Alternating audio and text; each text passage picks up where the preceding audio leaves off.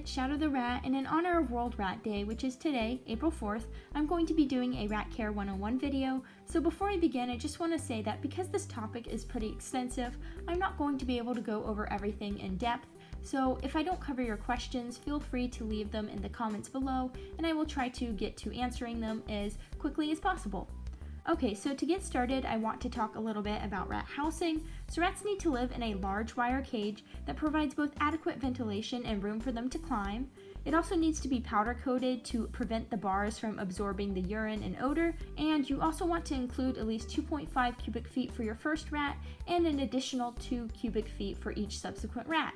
Now do remember that rats are a social species, so you will need to keep at least 2 or more of them together, and this means that you are going to need to buy a pretty sizable cage for them all to live together happily, and you don't really want to try to stick to the minimum because, as I'm sure you know, it's always better to go above and beyond in order to provide better for your animals and give them a happier life. Now before I move on, I just wanted to say that 2 of the best cages out there are known to be the Critter Nations and the Martin's cages, and I just wanted to give a little note about Martin's cages because while these cages are very good, Martin's themselves does sell a few that are a little too small to be permanent rat houses, which means that if you're getting a Martin's cage, you want to get the Rat Lodge, which is the R680 or above, so anything larger than that or that cage itself can fit, I think, 3 rats, and then they just get larger from there, but anything smaller than that is a little too small to fit any number of rats. And the Critter Nation, on the other hand, can fit 6 rats per single unit, and each additional unit can fit 6 rats. And both of these are just really good cages, so I'd recommend them if you are looking for a cage to buy. Okay, so to move on, now I want to talk a little bit about substrate. Substrate is just the stuff that you cover your cage in that absorbs your rat's eliminations and also absorbs the odor from your rat's eliminations. And you can either use loose bedding or fleece for this job, and my preferred substrate here is actually a bedding called Yesterday's News. Yesterday's News is a cat litter with excellent odor control, and it has an added bonus of being a pelleted bedding, meaning that it is heavy enough that my rats can't kick it out and make a mess. If you do end up using fleece, you're going to want to include something called an underpad, and this is just something you put underneath the fleece that's going to absorb the urine when your rat pees on it. So the whole point of fleece is that when your rat urinates on it, the urine is supposed to percolate through the fleece into whatever layer is down below, leaving the top layer dry and the bottom layer to absorb and control any odor. Now the problem here is that fleece does not control odor very well, so you're going to need to change it out every 2 to 3 days. I know some people say that they can change it every week or so, however the majority of people I've talked to say every 2 to 3 days is best, so it's probably in your best interest to try a short schedule like that and extend it if your rats seem to be doing well. So a good underpad to use here would be something called a U-Haul pad. People in the past have used towels, however, there has been a little bit of controversy about using towels now because rats are known for getting their feet stuck in things, and rats were getting their nails or even toes completely encircled in the strings from the towels, and that's not a good situation for the rats. So if possible, it's always better to go for something that's a little bit safer like a U-Haul pad. Okay, so now I wanted to move on to how often you need to clean the cage itself. Now this greatly varies depending on your cage, the number of rats, and your substrate. With my personal bedding, which again is Yesterday's News, I only need to fully clean the cage every 2 weeks or so, and in between I'm doing these little spot cleanings every 2 to 3 days. During these spot cleanings, all I'm doing is taking out any soiled bedding, replacing nesting material, replacing food and water, and spraying down the cage bars and wiping them because that's where urine builds up, and that's basically all I need to do in between these deeper cleanings. During the deep cleans, I actually take out all the toys, I take out all the bedding, food, water, rats, and then I clean the cage with water and this pet product called Nature's Miracle. So after I wipe down the cage with all of that, then I can add back in normal bedding, add back in some toys, add back in food and water, and finally place the rats back in their home. So these longer cleans usually take, let's say, an hour or 2 at least or longer, while these shorter spot cleaning sessions only take 5 or so minutes, so it's not too bad. Now if you're using fleece, on the other hand, like I was saying, you're probably going to end up cleaning it more often. On average, it seems that people are cleaning it every 2 to 3 days, and this just means you're going to be replacing the fleece and the underpad, so it's a good idea to have multiple different fleece covers and underpads just so your rats are never going without. Okay, so now I thought I would talk a little bit about rat toys. Toy-wise, you have quite a few different options for rats. You can go the commercial toy route, or you can go the DIY route, or a little bit of both. Now, one issue with commercial rat toys is that there are quite a few unsafe ones out there. Things like snack shacks or salt licks or mineral chews just aren't a good idea to buy because they can be harmful to your rats in large amounts. Now, there are also some really good rat toys out there, things like space pods or cotton activity nets or things like Ecotrition cheese chews or fun tunnels or hammocks.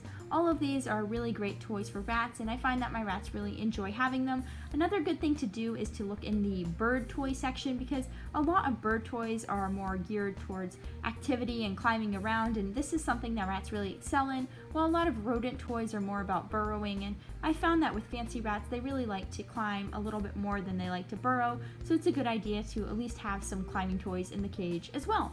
So the next thing I want to talk about is what you should use as your rat's main staple, and in my opinion the easiest rat food for most owners to use is a good lab block. Lab blocks are just ground up food that has been molded into blocks, and if they are good ones they should cover all of your rat's nutritional needs. Lab blocks also prevent your rat from overeating because their uniformity doesn't encourage this, which is why they can be free fed. The rats also can't pick and choose what they're going to eat, which leads to a more nutritionally balanced diet. But of course, not all lab blocks are equal, and because of this, I recommend that if you do choose to use lab blocks, you either use Oxbow Adult Rat Food or Envigo, which is formerly known as Harlan Teaklin.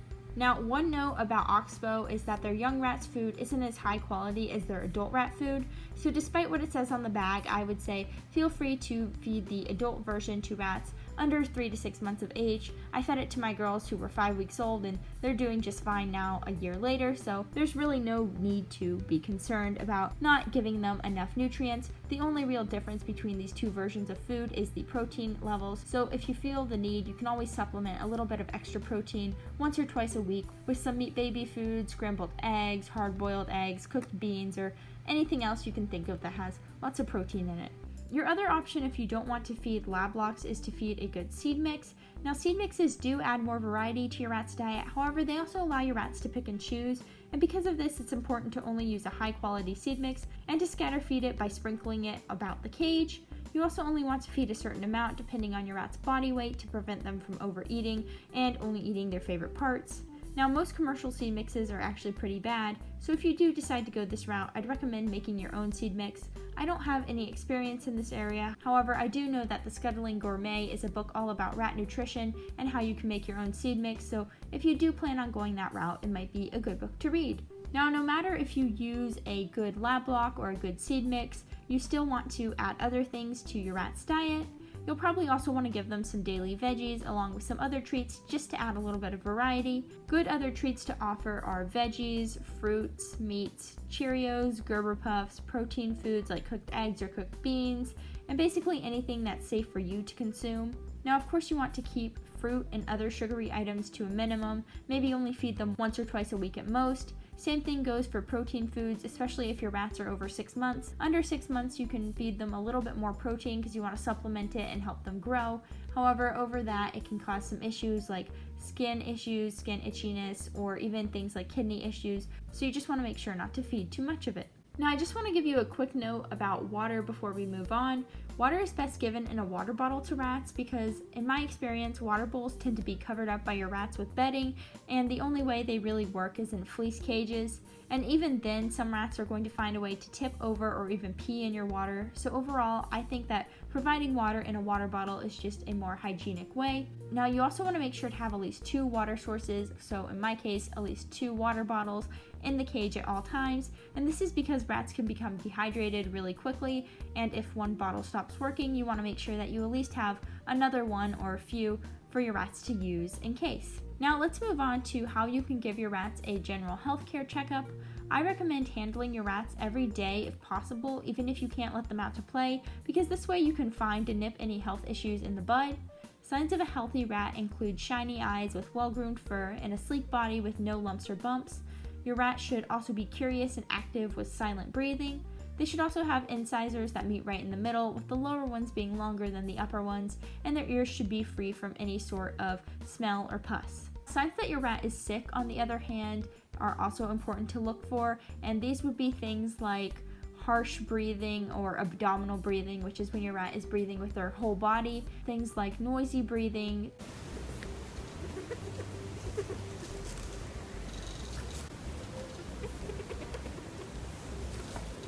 constant sneezing, excess porphyrin, which is just the red mucus that rats secrete, and you'll often see it around their eyes and nose.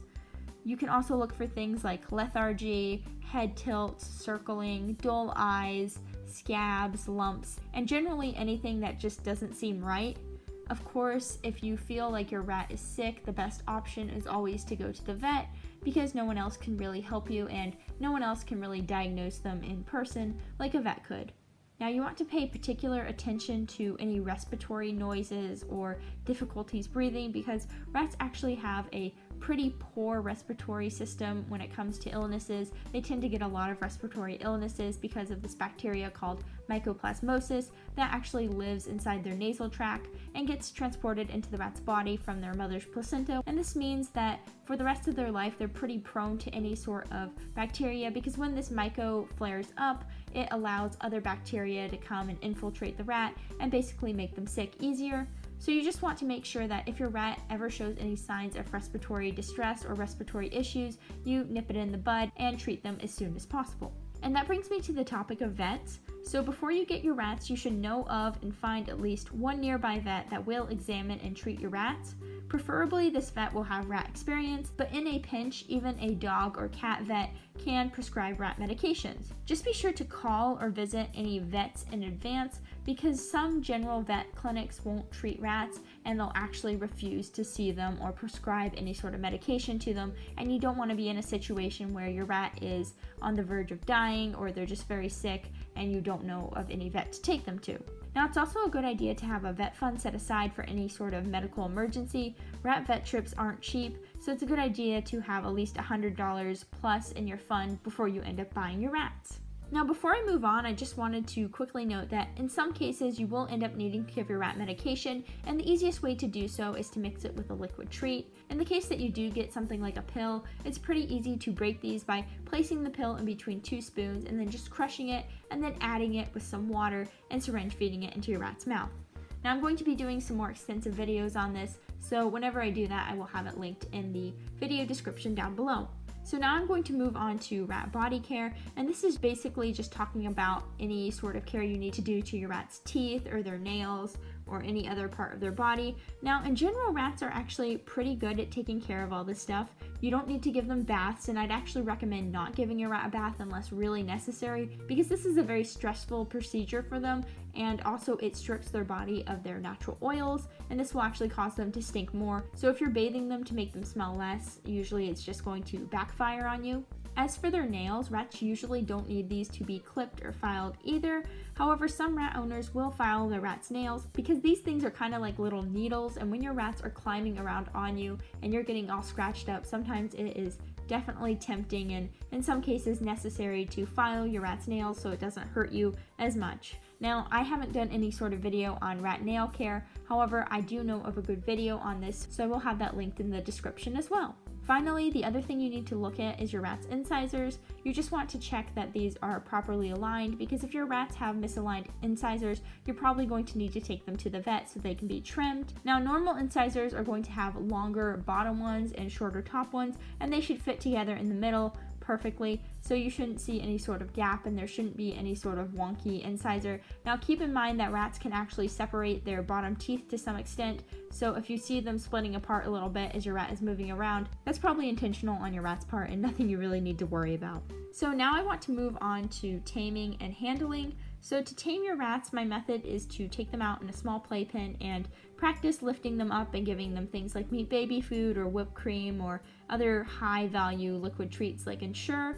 I practice this over and over for the first few days, and after a while the rats begin to tolerate being picked up, and after that I can take a little bit of a step back and start to lure them out of the cage and onto me, which really helps to drive home that positive experience. And after a while they start begging to come out of the cage and to be held, and they just really start to enjoy the whole process.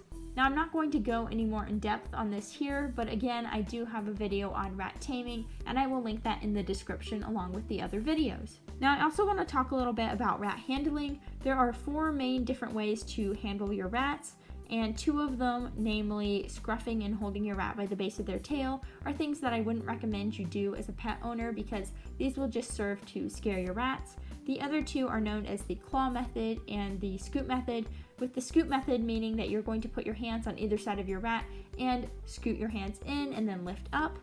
And the other method, the claw method, would be you take one hand, you put it over your rat, and you wrap your thumb and middle finger around their chest, and then you pick them up. So both of these methods work perfectly fine. I know a lot of people tend to prefer the scoop method when they're first starting out with their rats. However, as they go on, I find that most people do eventually switch to the claw method. This is what I use with all my rats, and it doesn't scare them at all, so either method can work. Okay, so to move on to my next subject here, it's going to be about free range. And free ranging your rats is a fun way to let your rats explore and expend their energy, all while helping you form a great bond with them. Now, free ranging your rats just refers to you letting them outside of their cage and letting them run around in a rat-proof area with your supervision. This area can be a rat-proofed room with all cracks, cords, and other dangerous items covered, or it can be something like a table or bed. Now, my free range area is actually a DIY playpen that I made from cardboard and duct tape. It's lasted me well over a year since I started making it, and I've actually trained my rats to stay inside it as well, so free range is a pretty peaceful and fun time for me. If you would like to see videos on how you can make a playpen of your own or train your rats to stay inside it, I will have these videos linked in the description. Now, one thing you want to do when free ranging your rats is make sure that you add a lot of hides and toys. Because rats are prey animals, they don't like being out in the open, and if you don't have any sort of hides or stuff for them to hide and play in, they're just going to be too scared to explore the area. I find that many rats act a little bit skittish during their first few play sessions, but as they get used to the area, they get bolder and bolder and they start to enjoy it more and more until being out in the open no longer scares them. I'd recommend a minimum of 90 minutes of free range time several times a week. More is always better, of course, if possible, and my girls usually get between 2 and 4 hours on a daily basis. However, I know this isn't possible for everyone, so trying to shoot for several days a week of extended play is a good idea as well. Now, one thing I want to note about rats being out in their free range area is that I find that my rats tend to play fight and wrestle a lot more in this area than they do in the cage. This is perfectly normal, and you should just let them work it out. Again, the rule is usually no blood, no foul. However, if you see the rats being terrified of each other, of course that's a bad sign as well. But most bonded groups of rats will tend to mock fight quite a bit, especially in a new area like a free range area. So once you've set up everything in your free range area, the funnest part is, of course, letting them run around and interacting with your rats. Now, there are many different ways to interact with your rats, with one of my favorites being playing with them. There are a few different ways that you can play with your rats. Two of my favorite are hand wrestling, in which you just tickle the rat and they run away, and you tickle them again and they might flip over and you tickle their belly and they run away, and it's just a lot of fun. And the other one is when I drag a string or straw or something on the ground and let them pounce on it, and eventually I let them have it and they run off to chew it up. Other things you can do is, if your rat is a cuddly rat, you can try cuddling them out in the free range area. I find that younger rats don't tend to be too cuddly, but as they get older, some of them do develop a lot more of a love for cuddling. So if your rat doesn't like cuddling yet, don't give up. Another thing you can do with your rats out in this free range area is train them. I train my rats a variety of tricks, and they know everything from weave walking to fetching to spinning, and there's just so many fun things that you can do with your rats. Each rat has their own personality, so they won't all like the same things, so I just recommend experimenting with all these different activities, and I'm sure you'll find something that both you and your rats will enjoy. Now that I've covered the basics, I thought I'd wrap this up by going over some costs. I did some calculations using general prices for each product, and the budget I came up with was around $185 to $490 for initial rat cost without a vet fund, and $335 to $690 with a vet fund included. I'm not going to say the items and prices out loud here, but I will have a chart on screen that you can look at to see where my numbers all come from. Now, of course, if you make DIY toys or get your toys and cages off a secondhand place like Craigslist, chances are that you can lower these initial costs. Buying food online in bulk and buying toys from the Dollar Tree is another way to cut down on expenses. Just remember that rats can be expensive pets, so it's always a good idea to have a little bit of money set aside in case of an emergency. Anyway, thanks for watching, and I hope this video was helpful to any new or potential rat owners. If you would like more tips on rat care or rat trick training, feel free to visit my website at rattricks.weebly.com, link in the description. Other than that, I hope you have a great World Rat Day, and I hope to see you next time. Bye!